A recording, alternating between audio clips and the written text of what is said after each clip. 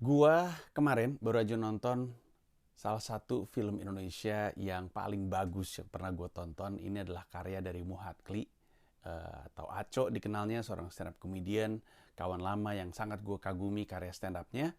Kali ini dia merilis sebuah film yang dia sutradarai. Judulnya adalah Gara-gara Warisan. Ini film bagus banget, sebaiknya lu tonton karena gue khawatir kalau lu lewatkan belakangan lu akan menyesali. Tonton aja dulu untuk mengetahui apakah omongan gue ini benar atau enggak. Ini film sutradaranya Aco, diproduseri Ernest Prakasa dan Pak Parwes dari Star Vision, diperankan oleh Yayu Unru, Ira Wibowo, Oka Antara, Indah Permatasari, dan G. Pamungkas, dan begitu banyak lagi. Premisnya adalah tentang keluarga. Kakak beradik, 3 anak, persis kayak gue. Cuman bedanya dia kalau gue paling tua perempuan laki-laki, kalau dia laki perempuan laki. Yang hubungannya nggak terlalu baik, terutama sama anak yang paling kecil. Karena anak yang paling kecil ini yang diperankan sama G ini sering dimanjain sama bapaknya. Terus mereka bertiga punya kehidupan masing-masing. Berempat bahkan sama bapaknya. Jadi bapaknya, istri pertamanya diperankan sama Lydia Kandou, meninggal dunia karena sakit. Dia kawin lagi sama karakter Ira Wibowo. Jadi ada satu pasangan ini, ada satu simpul ini. Lalu ada simpulnya Oka Antara, dia menikah dengan karakternya Hesti Purwadinata, dan ada satu anak mainnya bagus banget. Satu simpul lagi. Lalu ada Indah Permatasari yang mengelola, Oka Antara ini kerja di call center. Bagus banget. Gue ngelihat Oka Antara main call center tuh gue maaf, baik gitu. Itu sangat mengingatkan sama pengalaman gue sendiri, kerja di call center. Terus Indah Permatasari mengelola sebuah panti jompo bersama dengan seorang mitra partnernya dia yang diperankan sama Ernest Prakasa. Nah, Ernest Prakasa ini sayang sama si karakter Indah Permatasari. Terus ini jadi ada satu simpul lagi. Lalu simpul terakhir adalah G. Pamungkas yang punya pasangannya diperankan sama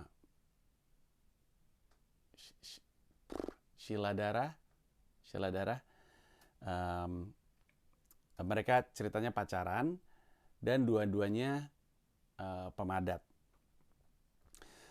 Jadi ada satu simpul ini. Nah, kemudian semuanya ngumpul di sebuah guest house yang milik keluarga, milik bapaknya tepatnya, yang rencananya akan diwariskan kepada anak-anaknya. Filmnya kurang lebih seperti itu, dan konfliknya datang dari bapaknya bilang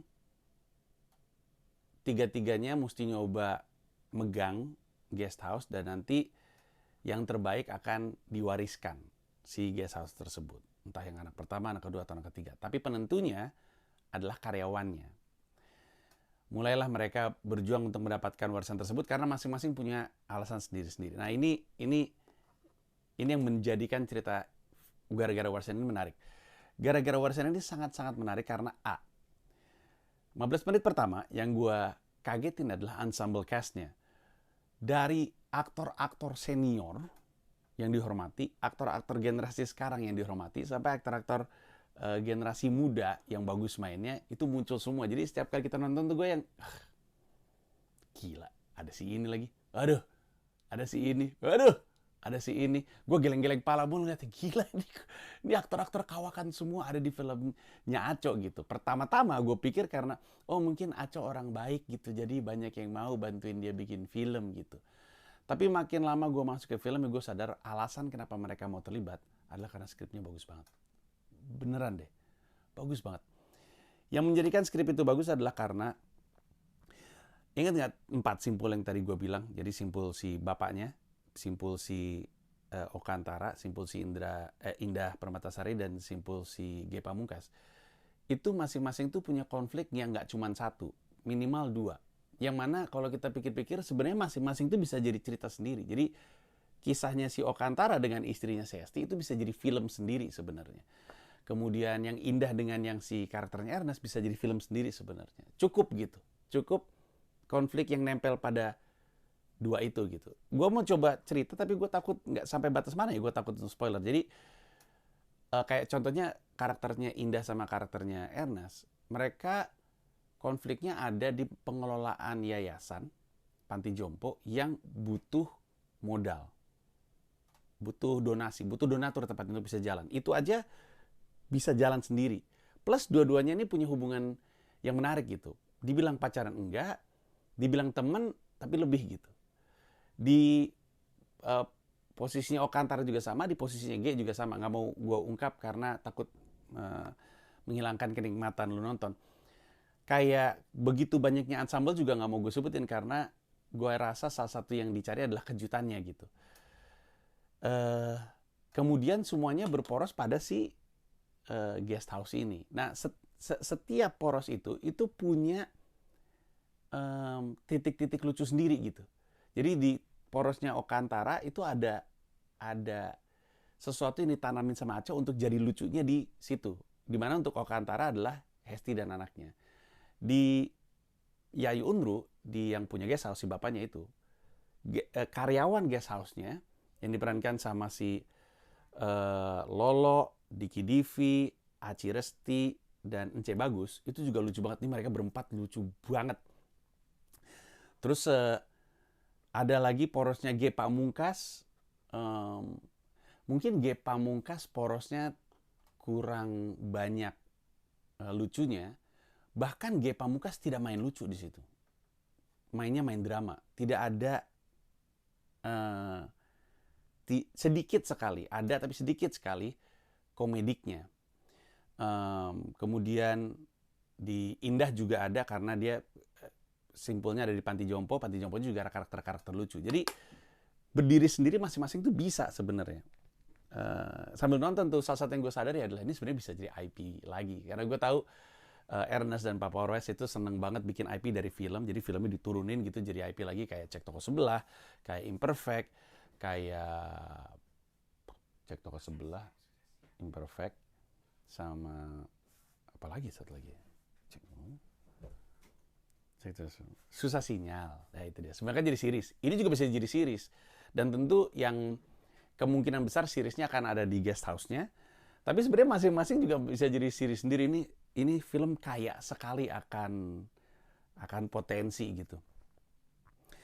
Dan simpul-simpul itu yang membuat film ini jadi menarik sekali. Lucunya,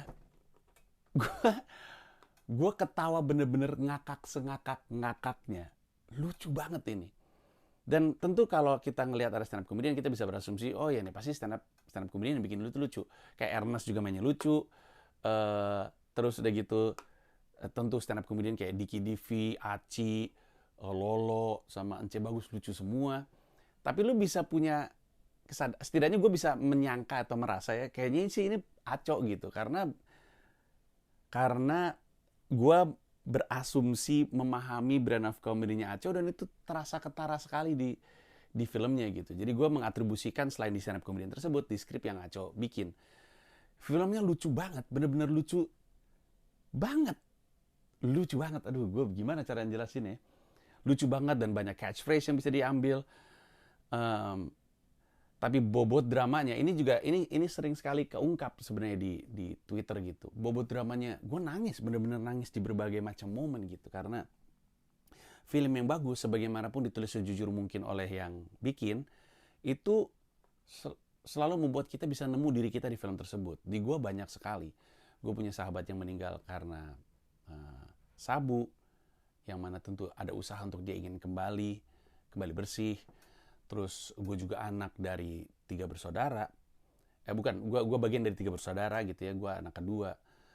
Terus gue juga apapun yang ada hubungan sama ayah juga gue emosional. Jadi ini film banyak bikin gue nangis. Dan kalau gue cerita momen nangis gue, jadinya spoiler untuk lu. Tapi ketawanya juga sama banyaknya. Gue sangat menyarankan lu untuk nonton film ini. Ini film yang sangat-sangat bagus. Gue yakin lu akan menemukan diri lu di film ini. Cari aja di bioskop-bioskop terdekat di lu yang masih ada. Gue minta maaf sama Aco dan seluruh cast dan juga Papa West kalau gue terlambat nonton dan bikin video ini. Sebenarnya nggak diminta, tapi gue berharap ada dampak dari video ini tipis-tipis ngangkat-ngangkat lah gitu. Moga-moga masih ada kesempatan. Cari aja filmnya di bioskop, karena bisa jadi ini salah satu keputusan terbaik lu untuk kembali ke bioskop. Gara-gara warisan, silahkan ditonton. Thank you.